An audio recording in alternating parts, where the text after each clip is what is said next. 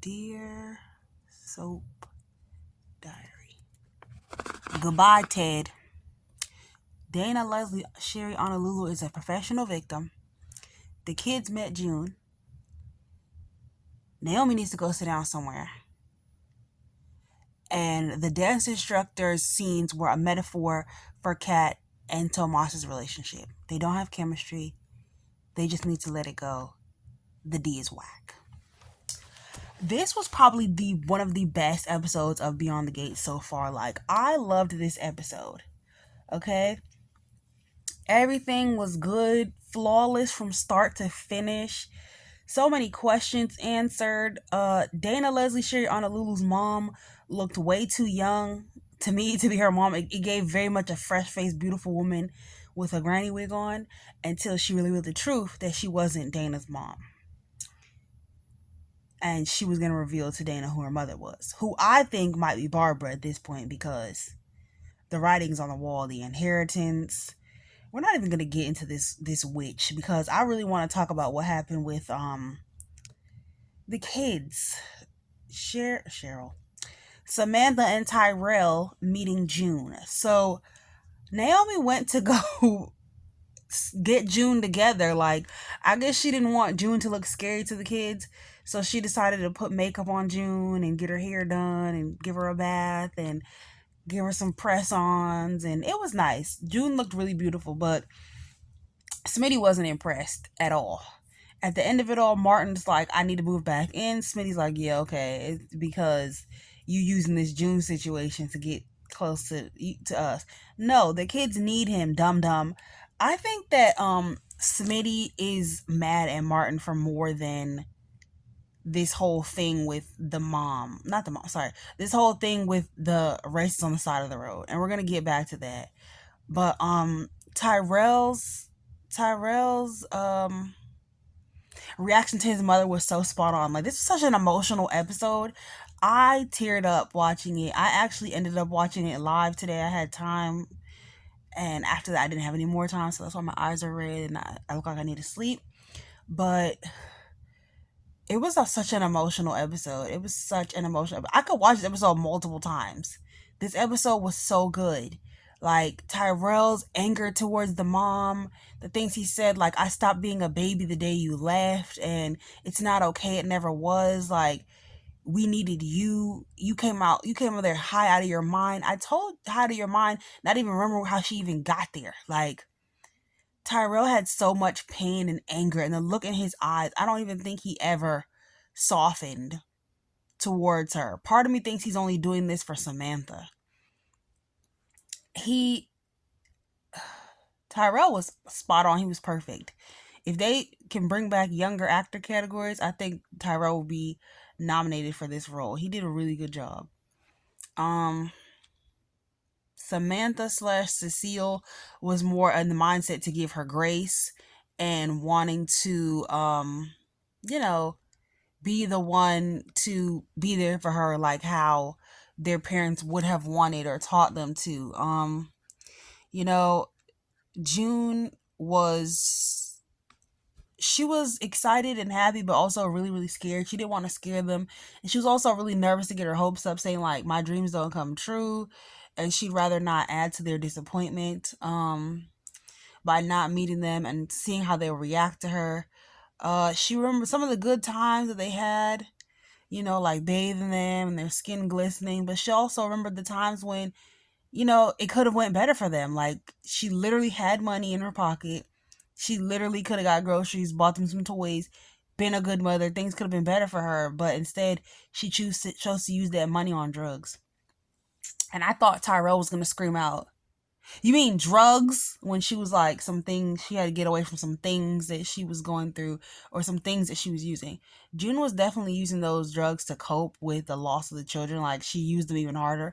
I was wondering if she was even clean, but apparently she is clean, and she's gotten clean because of her heart condition, and she didn't want to pass away, so she decided to get clean. I'm just trying to figure out how she's able to get clean without, but they probably detoxed her in the hospital. So yeah, so after she saw herself, all dressed up, everything, she said, Now that's somebody's mama. June is so cute and delusional. Like it's almost like, oh, how can you say no to her? But do you remember the stuff that she did and how hurt how much she hurt her children, especially Tyrell, you know? So Tyrell and all of them are nervous. Tyrell goes to change his clothes. Martin and Smitty were like, they're like, this, we could still change, we could still not have her come over. Martin, he's like, I want to be, talks to Smitty. He's like, I want to be a better man than when you married. Because Martin is very old fashioned, sit home, barefoot, raising the kids, stay in the kitchen type of person. And like I said, Smitty is mad at Martin for more than what happened, him keeping that secret.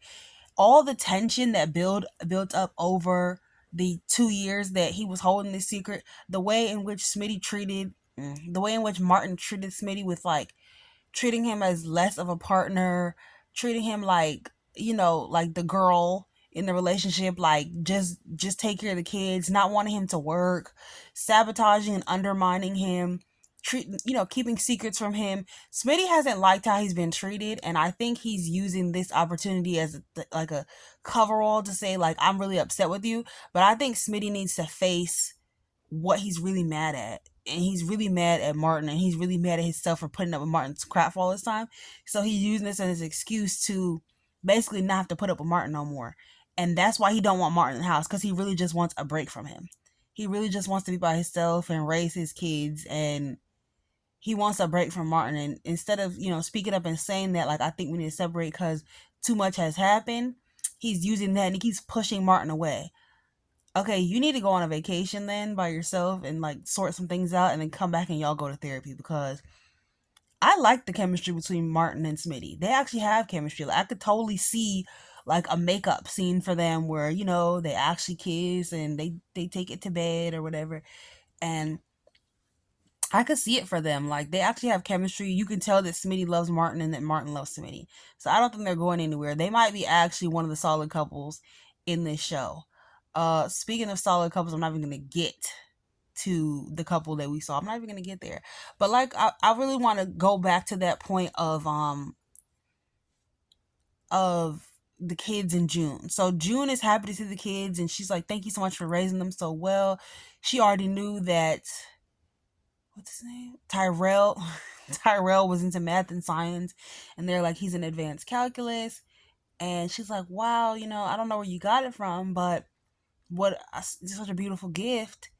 Where did they get it from? Who's their father, June? Do they have the same dad? Like, who's their dad? Where's their dad? That's another story. But for me, you guys, Beyond the Gates is rolling too many stories out at one time. And we're not getting good enough resolutions for them. So hopefully as they continue to go on, we get better resolutions, and it's just not storyline to storyline to storyline with no, like, not even resolution, but no real fallout, and we get to really like experience the pieces of that. The cast is set up that there's not that many people, and also they rotate well on the episodes, so everybody can have that moment, and the fallout can be shown with all the details. Please give us that. So June was like, they look like a beautiful family. Um she tells him about the picture. She tells him about the picture, about how, how distraught she was when she lost the picture. Here go Naomi. Oh, it was so terrible. It was so hard for her. And Tyrell was realistic with her. He was like, oh wow, so you gave us away to the system, then you lost your reminder of us. Are we supposed to feel bad for you right now? You lost a picture of us?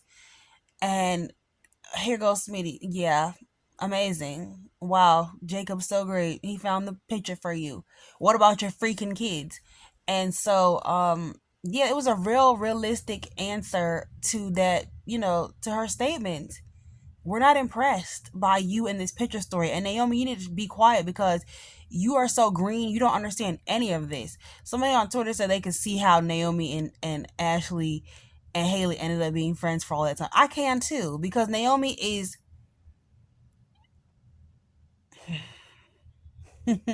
Naomi is naive. Let's just say that. Naomi is a naive green girl. Okay?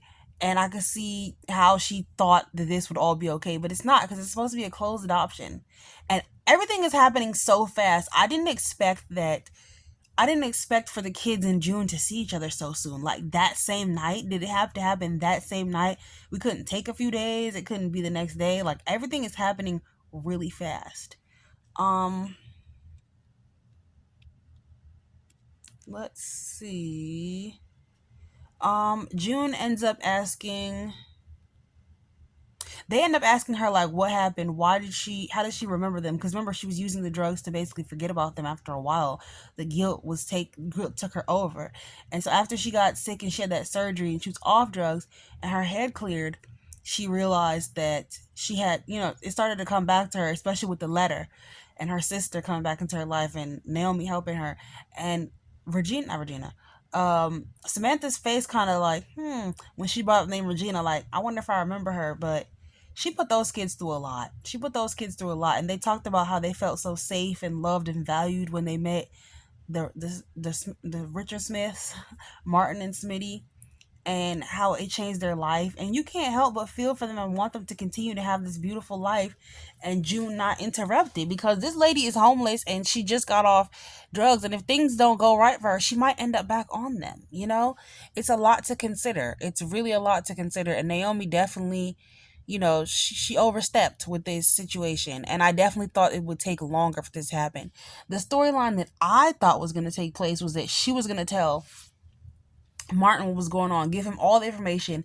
He was going to put the pieces together, and then it was going to be up to him and Smitty. Him and Smitty were going to talk about it, and they were going to decide to try to hide it from the kids first, and then eventually end up telling them, and the whole fallout and stuff. But I know they don't want a lot of their kids, but I definitely didn't think it was just going to be so cut and dry, so straightforward.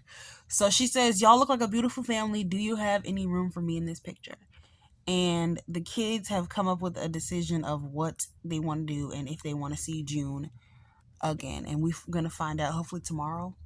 Speaking of, if I want to see you again, and Nicole was on a date because she wanted to see you again. She said, I can't wait to see you again. The last time I freaked out, I just kept looking down. Just started when you asked me what I'm thinking about. Yeah, shout out to Miley Cyrus. But yeah, Nicole saw Carlton again, and they went on a little date, and they had a good time. They laughed and they smiled. And Nicole was like, I just needed this. Like, hanging out with you the other morning reminded me that there's more to life. There's more outside for me. Like, I want to be outside again. But also, like, I don't need to put up with this man that's done this. Like, there's more to life. There's other people that'll treat me right, that'll hear me and listen to me and love me. And I don't need to be sitting around waiting here for Ted Richardson. And he's like, then Ted walks in with the divorce papers. And she's like, do you want to go somewhere else? He's like, nah, me and Ted cool, work together. Okay, but you're on a date with his wife. The understatement of the century. So Ted comes in there acting a plumb fool, saying stupidness like, I can't believe you guys are letting this happen. What could they do about your divorce? What can they do about your divorce? How can they change Nicole from this divorce? That he really had the audacity to say, is that what you want? A legacy of two divorced daughters? No, we want a legacy where our daughters are treated well and kind and respectfully, and not with men that don't deserve them and who don't respect the sanctity of marriage. Like, do you really want to go there, Ted? Because Anita said we could go there. Yeah, nigga, we could go there. Okay. So he realizes he's an idiot, so he just shuts his mouth. The new Ted is just so weak. I can't with him. Like, please send him packing. I mean, if it was the other Ted, he would probably have the same foolishness going on, but it would just be more passion in it. Like, when Vernon was saying things, new Ted had like a blank expression or really no reaction to the things that he was saying. He's just there. He's literally just there in his two big clothes hanging off him. You don't even fill out the clothes properly. Whose clothes are those? Bill's old clothes, and they just put safety pins on the ends, on the pants leg. So they're like, what have you even done to win her back? Here you go. I've sent flowers. I've sent cards. I've sent flowers and cards. They're like, flowers and cards, Ted, for a marriage that was decades long. Like, y'all have been married for 30 plus years. That timeline does need to be readjusted, because they should have said that they met and a medical conference for pre-med majors, not for pre-med majors, not when they were already like doctors, because that would make Nicole like 60 years old, and she's not, and neither is Ted.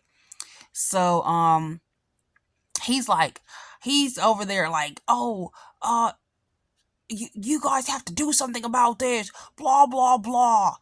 And so he's like, look, you spent more time saving your marriage. He said you spent less time saving your marriage than you did investing time into building a relationship with that child that tried to ruin it. Yeah, yeah. So he's like, I'm gonna go over there and talk to Nicole. And they're like, Ted, sit your black, weak, scrawny behind down right now. Sit down, nigga. And Anita, she put her deep voice on him. You know what I'm talking about. So she end up, telling him like, look, you ain't doing enough. You ain't doing enough, and you're not good enough. You were never good enough for my daughter. Vernon was like, you were never good enough for my daughter. So yeah. And so he's like, oh, y'all should have done something about it. Ted, I can't believe you use that foolish excuse of their legacy. Honey, their legacy is cemented. You don't have one other than a cheating plastic surgeon who married a Dupree woman. Okay? So, Nicole is done with Ted, basically. She's over him. She's finished. But he comes over there and he's like, Nicole, I need to talk to you. We can save this marriage. I don't even know what he was saying. Just a bunch of just a bunch of nothing. And Nicole wasn't trying to hear it either. She was like, get over it, Ted.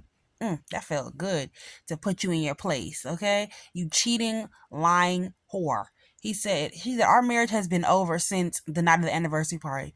I'm just now filing the papers. I'm just now getting around to it because I was busy living my life, okay? And so he realizes like, Nicole, we can work through this. We gotta shut up. Just shut up, you lazy bum.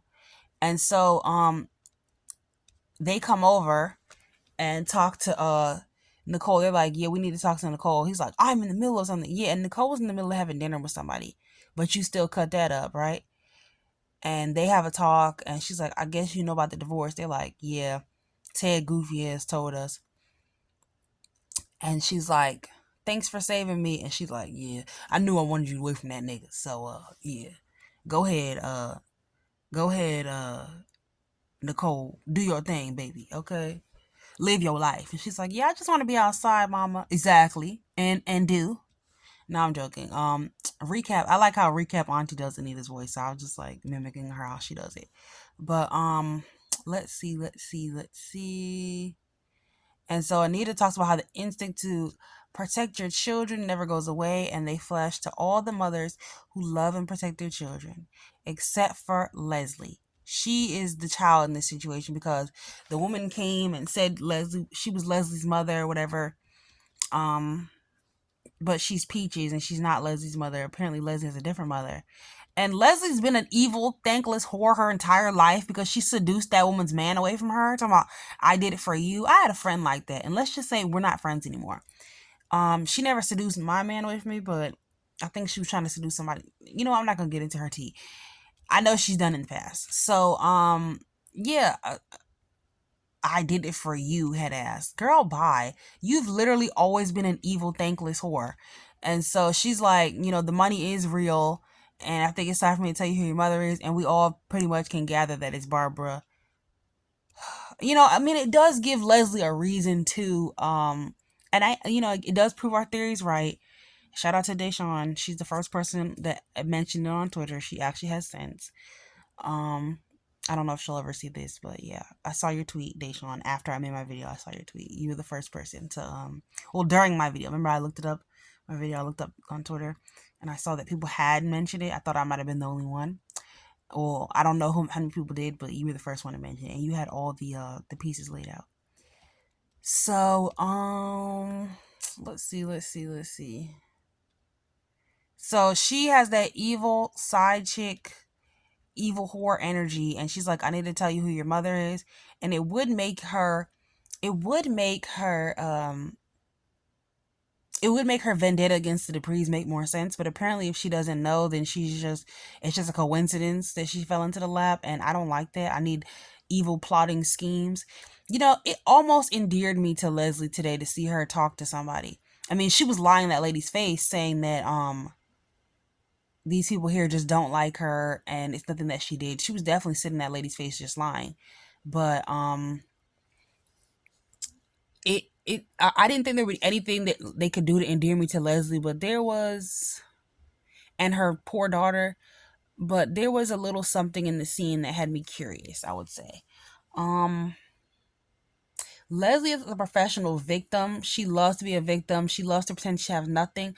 Apparently, she's over $10,000 in debt. Like, basically, $10,000 would be like a payment for her. Not even the whole debt, but just one payment. So she's irresponsible, lazy, a bum, a professional victim, manipulative, narcissistic, crazy, psychotic, insane, and delusional. And we're being forced to watch it every day. And I don't know, something about them just walk around their jeans and being poor in their apartment is just so uninteresting to me. She's having basically Eva take care of her.